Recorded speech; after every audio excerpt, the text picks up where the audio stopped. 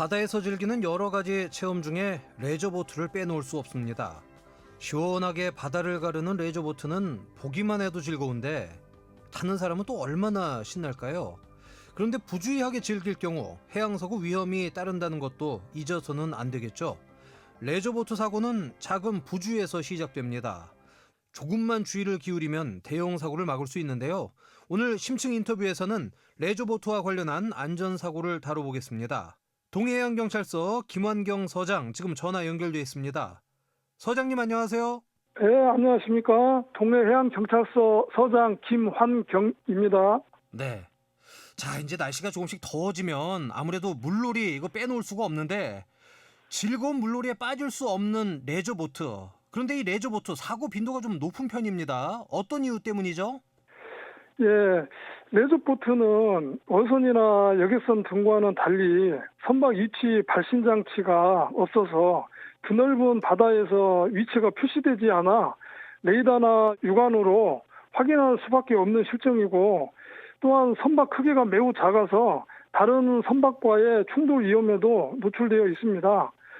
큰 선박에서는 보트가 너무도 작아 육안으로 보이지 않는 경우가 많은데, 국민들이 이해하기 쉽게 육상과 비교를 하자면 대형 버스와 전동 킥보드 정도의 관계라고 할 수 있습니다. 레저보트가 이 대형 버스와 전동 킥보드다. 이렇게 비유하니까 예. 이해가 쉽네요. 예, 그만큼 큰 선박에서는 안 보이는 거죠. 사각지대도 많이 존재하고. 예, 네. 그런데 레저보트를 타는 경우 어민들과의 갈등도 자주 발생한다는데 이건 왜 그런 겁니까? 예. 동해안 특성상 적경 해역과에 맞닿아 있어서 출입항 통제 시간을 설정해 어선을 관리하고 있는데요. 레저보트에 대한 통제 시간은 별도로 지정되어 있지 않아서 어업인들과의 형평성에 대한 문제가 자주 제기되고 있습니다. 서해안, 남해안과는 별도로 레저보트에 대해 관내 강원도 고시가 필요한 실정입니다.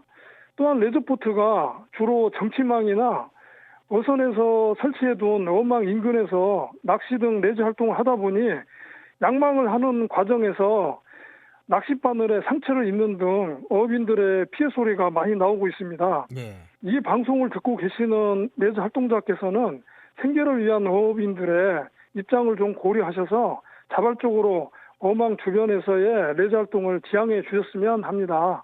예, 이 생계를 위해 어업 활동하는 분들께 내가 레저를 즐기기 위해서 피해를 준다. 그거는 좀 피해야 될 것 같습니다. 예, 네, 어망 주변은 특히 더 신경을 써야겠고요. 예, 서장님, 만약에 레저보트를 타다가 사고라든가 어떤 문제가 발생할 수도 있잖아요. 예, 이럴 때는 어떻게 신고를 하면 되나요? 예. 레저보트에 문제가 발생했을 때는 기본적으로 그 관내 해양경찰서 출항지 관할 파출소나 긴급 신고번호 119로 사고 신고를 하시면 해양경찰서 상황실에 신고 접수가 이루어지며 일선 현장으로 즉시 구조 명령이 하달됩니다.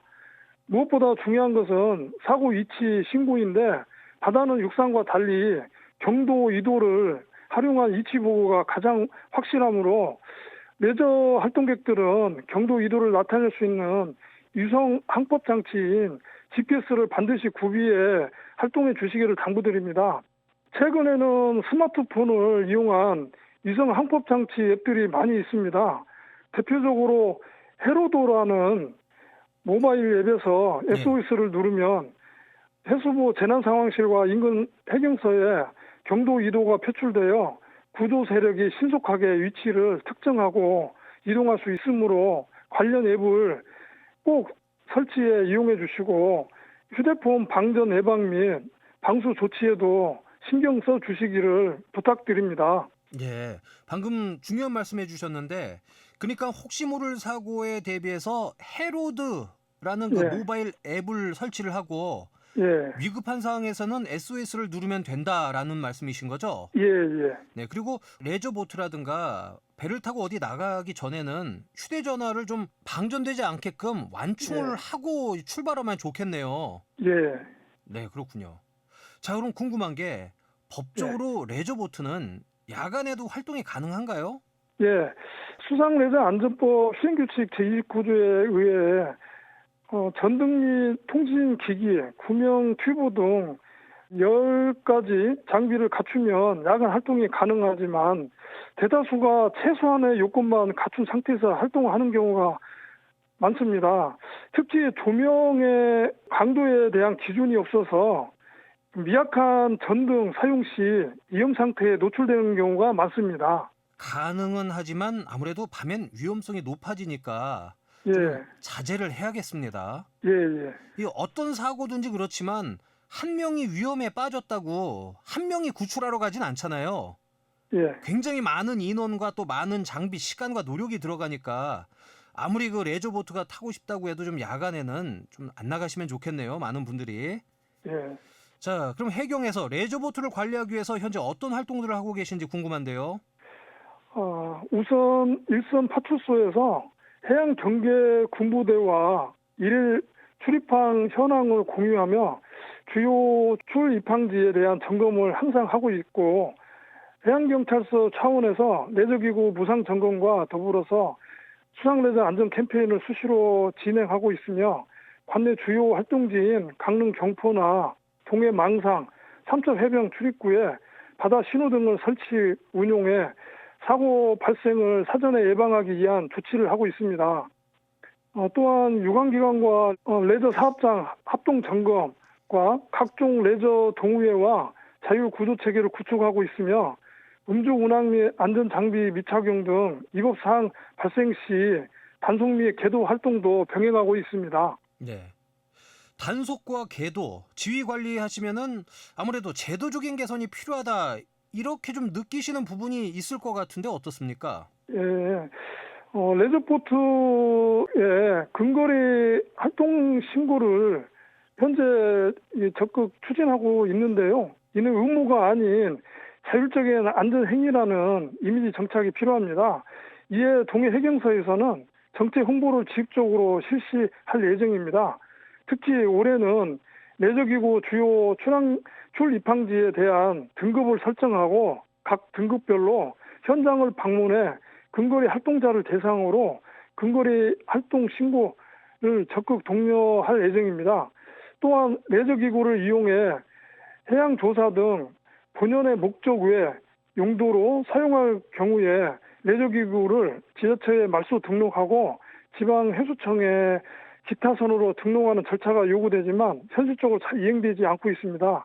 이번 방송을 통해 많은 레저 활동자들이 관련 제도에 대해 인지할 수 있는 계기가 됐으면 합니다.